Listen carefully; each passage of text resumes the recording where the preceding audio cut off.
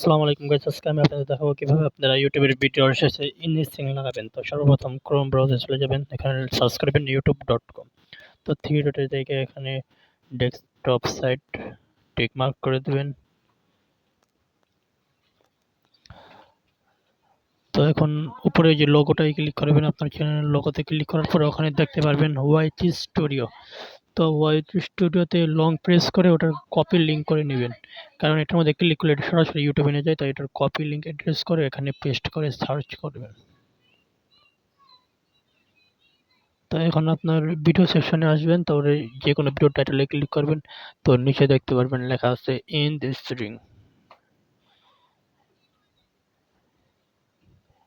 In this ring A click করার পর আপনারা আপনাদের মনের মতো যে কোনো জায়গায় লাগাতে পারবেন এটা। তো এখানে একটা টেমপ্লেট আছে, আমি টেমপ্লেটটা সিলেক্ট করেছি। তো উপরে দেখতে পাচ্ছেন